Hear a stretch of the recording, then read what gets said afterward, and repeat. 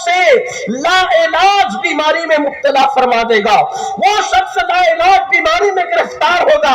آپ اندازہ فرمائیں اللہ اکبر، جو رسول اللہ کے گھر کے فرد کو دیکھ کے کھڑا نہ ہو وہ لا علاج بیماری میں مبتلا ہوگا، تو جس نے امام علی مقام کو دکھ دیے، امام حسن کو زہر دیا، اہل بیت کو ستایا، ان پہ تبرہ کیا، اللہ تبارک و تعالیٰ ان کا انجام کیا فرمائے گا؟ تو ہم اہل بیت جن کو کہتے ہیں وہ رسول اللہ کے گھر والے ہیں، جن پہ زکوٰۃ حرام کر دی گئی ہے، اللہ اکبر۔ اب اس خاندان والا تبار کی کیا خدمات ہے، تھوڑا سا اس پر گفتگو کرتے ہیں۔ پہلے دن سے لے کر آج تک 70% اگر دین متین کے ڈھانچے کو کسی نے اپنے کندھے پہ سنبھال رکھا ہے تو وہ رسول اللہ کی اہل بیت ہے، حضور کا خاندان ہے۔ 30% خاندان کے باہر کے لوگوں کی خدمات ہے، 70%، اور اگر فیصدی اور آپ وہ کریں گے، یاد رکھنا اس کو پھر میں کہتا ہوں مفہوم مخالف کے طور پہ آپ کوئی بات مراد نہیں لینا، ہم اہل سنت کا جو عقیدہ ہے وہ ہے اور وہی رہے گا۔ مثال کے طور پہ بدر کے اندر اگر آپ دیکھیں 70 لوگ مارے گئے، بدر میں 70 لوگ مارے گئے، 70 میں سے اکیلے 35 کو جس نے قتل کیا اس کا نام علی ابن ابو طالب ہے۔ اور غور فرمائیں، لیکن ساری خدمات کے باوجود بھی، شروع میں کہہ دوں، اس کے باوجود بھی رسول اللہ کے جو اصحاب ہیں ان کی تعظیم اسی طرح واجب ہے، لازم ہے، اور انہوں نے بھی خدمت کرنے میں کوئی ذرہ برابر بھی کمی نہیں کی ہے۔ جب کوئی رسول اللہ کے ساتھ نہیں تھا تو اس وقت رسول اللہ کا ساتھ دینے والے صدیق اکبر ہے، فاروق اعظم ہے، عثمان غنی ہے، مولا علی ہے، اور ہمارے عقیدے میں افضل البشر بعد الانبیاء بالتحقیق سیدنا ابو بکر صدیق کی ذات ہے، لیکن چونکہ عنوان آپ نے اہل بیت دیا ہے تو میں آپ کے سامنے اسی پہ گفتگو کروں گا۔ لیکن اس کا یہ مطلب نہیں کہ رسول اللہ کا خاندان پہلے دن سے آخری دن تک کے کام کر رہا ہے اور خدمت انجام دے رہا ہے تو اس سے صدیق اکبر کا کوئی مرتبہ گھٹ جاتا ہے یا فاروق اعظم کا، نہیں، اس لیے کہ صدیق اکبر نے اس وقت کام کیا جب آپ کا ہمارا کوئی تصور ہی کام نہیں کر سکتا تھا۔ تو یہاں صحابہ کرام کے بارے میں کوئی بھی غلط فہمی نہیں پیدا ہونا چاہیے اور نہ کسی کو زبان کھولنے کی جرات ہونی چاہیے، اس لیے کہ اللہ کے رسول علیہ الصلوۃ والتسلیم نے اس کو ساتھ لے کر کے اپنے گئے جسے دنیا صدیق اکبر کہتی ہے، اپنے بعد مصلی پر انہی کو کھڑا کیا۔ یہ ساری وضاحتیں صرف ایک اشارتاً کرنا چاہتا ہوں، لیکن آئیے رسول اللہ کے دور سے لے کے آج تک خاندان نبوت کی خدمات کیا ہے۔ اللہ نے جب یہ حکم دیا وَأَنذِرْ عشیرتک الاقربین، اپنے خاندان کے لوگوں کو ڈرائیے، سب سے پہلی دعوت رسول اللہ صلی اللہ علیہ وآلہ وسلم نے جس کو پیش کی دین کے حوالے سے وہ خاندان کے لوگ تھے۔ جس خاندان والا تبار کا ذکر اب آپ سننا چاہتے ہیں تو اس وقت پہلی دعوت کے لیے پہلے جو لوگ مدعو تھے وہ صرف خاندان کے لوگ تھے، اور وہاں کھانے پینے کا انتظام رکھا، اللہ کے رسول نے دعوت رکھی، اور دعوت جس کے گھر میں رکھی گئی، دعوت جن کے گھر میں رکھی گئی وہ حضرت ابو طالب کا مکان تھا۔ اس مکان کے اندر دعوت رکھی گئی اور لوگوں کو بلا کر کھانا کھلایا گیا۔ یہ ہے پہلا دن، نبی کے خاندان والوں کی خدمت کا یہ پہلا دن ہے، خاندان نبوت کے یہ پہلے دن کی بات ہو رہی ہے۔ اور اس کے بعد سب بنو ہاشم کو کھانا کھلایا جاتا ہے، اور کھانا کھلانے کے بعد سارے بنو ہاشم کھا کے ہنسی مذاق میں مصروف ہو جاتے ہیں، اور اس وقت گفتگو کا کوئی موقع نہیں رہتا، لوگ چلے جاتے ہیں۔ اللہ کے رسول نے آج گفتگو کرنے کا کوئی موقع مناسب نہیں سمجھا کیونکہ لوگوں کا موڈ دوسرا تھا۔ اس کے بعد پھر دوسرے دن پھر دعوت کی جاتی ہے، گھر وہی ہے، منتظمین وہی ہے، انتظامیہ وہی ہے، اور اس کے بعد اب اللہ کے رسول علیہ الصلوۃ والتسلیم نے پھر دیکھا وہ آپس کی گفتگو میں مصروف ہے، پھر لوگ چلے جاتے ہیں۔ ایسے 3 دن تک کے ہوتا ہے، کچھ لوگوں نے اور بھی دن بیان کیے لیکن کم سے کم 3 دن تیسرے دن جناب ابو طالب کہتے ہیں کہ ان لوگوں کو کہتے ہیں یہ کچھ بات کرنا چاہتے ہیں، ان کی بات سنو۔ اس وقت اللہ کے رسول علیہ الصلوۃ والتسلیم فرماتے ہیں اے لوگوں، اللہ نے مجھے رسول بنا کر کے بھیجا، تم میں سے کون ہے جو میری مدد کرے گا اللہ کی راہ میں؟ وہ چپ رہے، کچھ لوگ مذاق بھی اڑائے، اور اس میں ایک شخصیت تھی، ایک ہستی تھی جس کی عمر یا 7 سال کی تھی یا 10 سال کی تھی۔ اس شہزادے کی ٹانگیں دبلی پتلی تھی، صورت منموہنی تھی، اس وقت بھی آنسوب چشم تھا۔ اس وقت جب سب کو چپ دیکھا اس 7 سال کے شہزادے نے، تو اس نے کہا آقا میں آپ کی مدد کروں گا۔ تو اللہ کے رسول علیہ السلام کسی اور سے جواب چاہتے تھے، تو سرکار نے فرمایا شہزادے تم چپ رہو، پھر کا کوئی مدد کرے گا۔ پھر اسی شہزادے نے دیکھا کوئی جواب نہیں دیتا، تو پھر اس شہزادے نے کہا آقا میں مدد کروں گا۔ اس کے بعد اللہ کے رسول چاہتے تھے کہ کوئی اور طرف سے آواز آئے، میں سمجھانے کے لیے کہہ رہا ہوں، ملانے کے لیے نہیں، جیسے اسٹیج سے چندے کا اعلان ہو تو بہت قریبی کوئی مرید کہتا ہے حضرت میری طرف سے اتنا، تو حضرت چاہتے ہو تو دینے ہی والا ہے، ذرا ادھر سے بھی کوئی آواز آ جائے تاکہ دین کا بھلا ہو جائے۔ اسی طریقے سے جس سے دینے کی یقینی امید ہوتی ہے اس کو کہا جاتا ہے تو چپ رہے، تھوڑا جو نہیں دینے والے ہیں وہ دے دے تو کچھ بات ہو۔ ایسے 3 مرتبہ اعلان کیا لیکن کوئی جواب نہیں آیا۔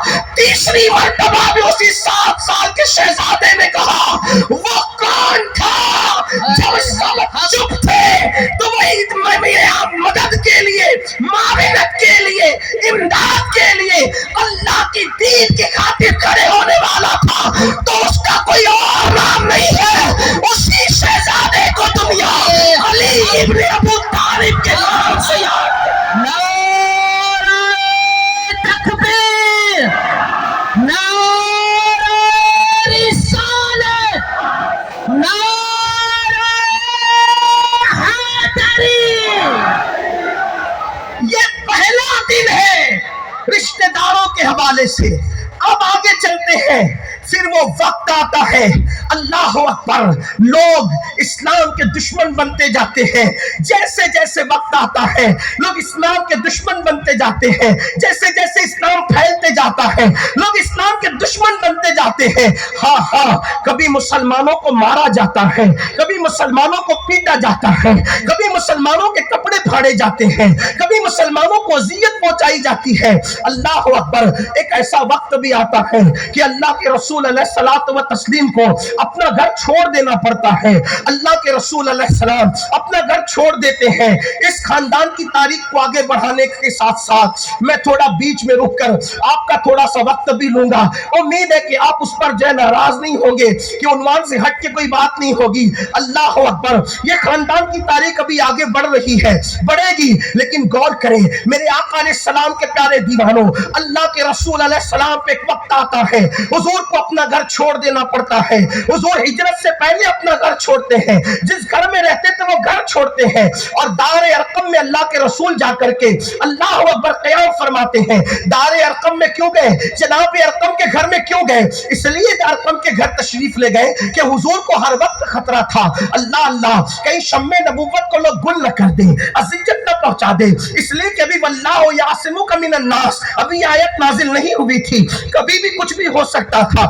اللہ اکبر، میرے آقا گھر چھوڑ کر دار ارقم جاتے ہیں۔ دار ارقم جانے کی وجہ یہ تھی اللہ اکبر کہ وہ دار ارقم پہاڑ کے دامن میں تھا، وہاں آسانی سے سب لوگ پہنچ نہیں سکتے تھے، لیکن میں آپ کو بتا دینا چاہتا ہوں اللہ اکبر، فجر کی نماز میں سوتے پڑے رہنے والے مسلمانوں کو بتانا چاہتا ہوں، ہاں موبائل کے اوپر گندی تصویریں اور فلمیں دیکھنے والے عاشقان رسول کہلانے والوں کو بتا دینا چاہتا ہوں، ہاں غلامی رسول میں موت بھی قبول ہے کا نعرہ لگا کر کے حرام لقمے پیٹ کے اندر ڈالنے والے، سود کے لقمے کھانے والے، عورتوں پہ پاپ کی نظر کرنے والے، اپنے گھر کی عورتوں کو بے بے پردہ بازاروں کی زینت بنانے والے مسلمانوں کو یہ بات بتا دینا چاہتا ہوں، ایک دن میں 3 مرتبہ پیٹ بھر کر کھانے والوں، اپنے نبی کی محنت کا اندازہ کرو۔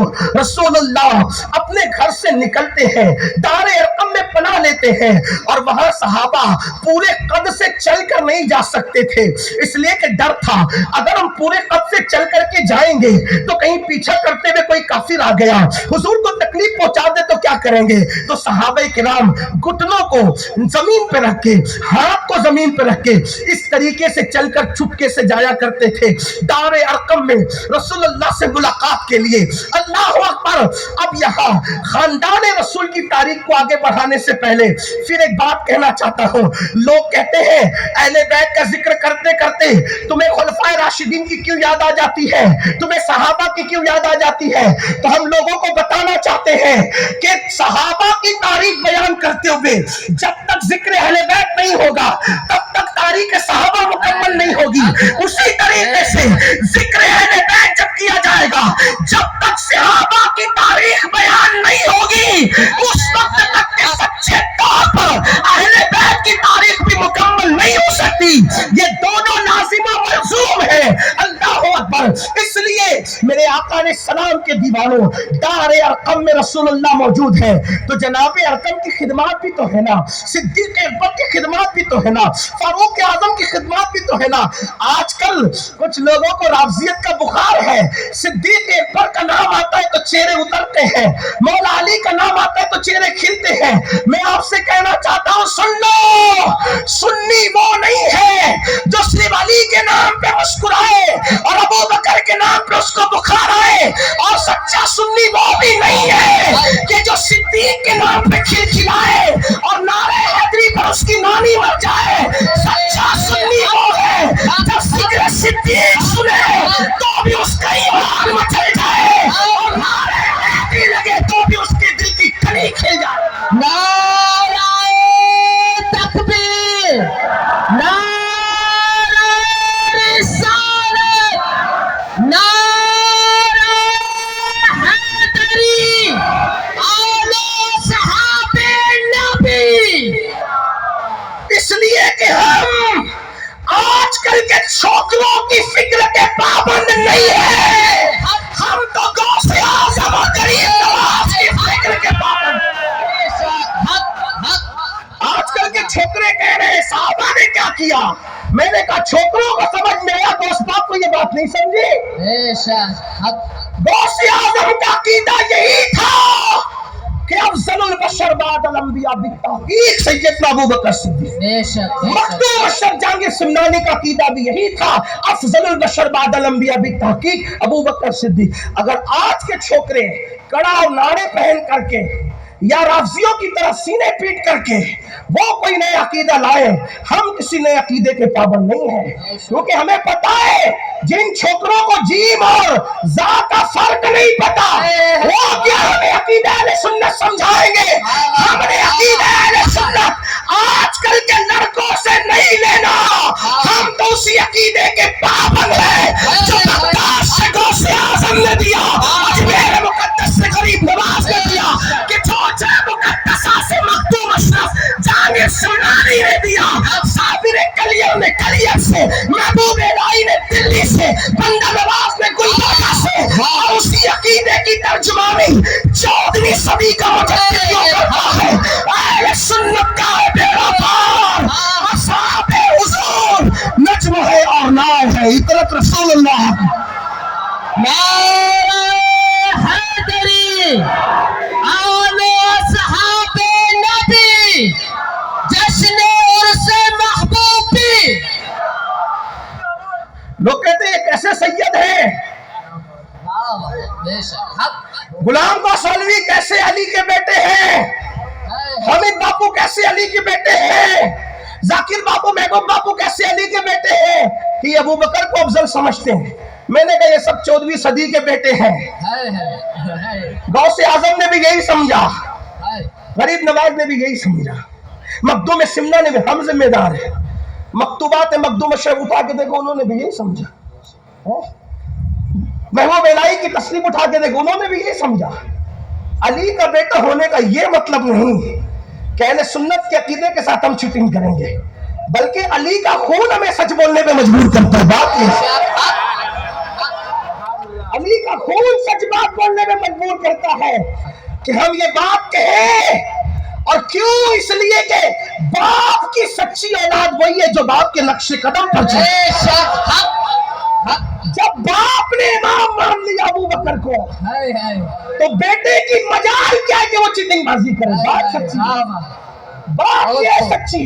اور ایک دو دن نہیں مانا، 2.5 سال تک ابو بکر صدیق کے پیچھے نماز پڑھتے. اس لیے آپ کو یہ بھی خیال رہنا چاہیے سنیوں کو، اور اگر کوئی کچھ ادھر ادھر کی دائیں بائیں کی بات کرتے تو اس کا دامن پکڑ کے بتاؤ کہ پوچھو کہ بتاؤ غوث پاک نے یہ کہا جو تو کہہ رہا ہے، غریب نواز نے کہا جو تو کہہ رہا ہے. اس لیے کہ ہم پابند ہیں اپنے بزرگوں کے. تیرے غلاموں کا نقش قدم ہے راہ خدا، تیرے غلاموں کا نقش قدم ہے راہ خدا. وہ کیا بہک سکے جو یہ سراغ لے کے چلے، اور جنا بنے گی محبان 4 یار کی قبر. جنا بنے گی محبان 4 یار کی قبر، جو اپنے سینوں میں یہ 4 باغ لے کے چلے، جو اپنے سینوں میں گھال میل والے نہیں، سیدھی سیدھی 4 باغ لے کے چلے، جو اپنے سینوں میں یہ 4 باغ لے کے چلے. اللہ اکبر. لحد میں عشق رخ شاہ کا داغ لے کے چلے، اندھیری رات سنی تھی چراغ لے کے چلے. تو عرض یہ کر رہا تھا، وہ آپ نے دیکھا اقربا کی دعوت، اس کے بعد پھر ایک اسٹیپ آتا ہے. اللہ اکبر. قدم قدم پر اہل بیت حضور کے ساتھ. مال، توجہ کرنا. پھر کہتا ہوں میری کوئی گفتگو کا اگر مطلب سمجھ میں نہ آئے، میں یہاں موجود رہوں گا، آپ مجھ سے پوچھ لینا اللہ کے واسطے. بڑی نازک گفتگو کا عنوان دے رکھا ہے، میں اس پہ گفتگو کر رہا ہوں. اور تھوڑا سا بے باکی سے آج اس لیے بول رہا ہوں کہ یہ حمید باپو اور یہ سب سادات میری پشت پر ہیں، استاذ العلماء میری پشت پر ہیں. کوئی غلطی ہوگی تو ابھی اصلاح ہوگی. توجہ کرنا، دھیان دینا. سب سے پہلے مال، سب سے پہلے مال. دین کی راہ میں جس کا خرچ ہوا وہ بھی نبی کے خاندان کے لوگ تھے. کیونکہ میں نے اہل بیت کی تعریف میں کیا بیان کیا؟ ازواج اور اولاد، اہل قرابت. ٹھیک. جس دن سیدہ خدیجہ کا نکاح ہوا، سیدہ خدیجہ ملکہ تجار کہلاتی تھی.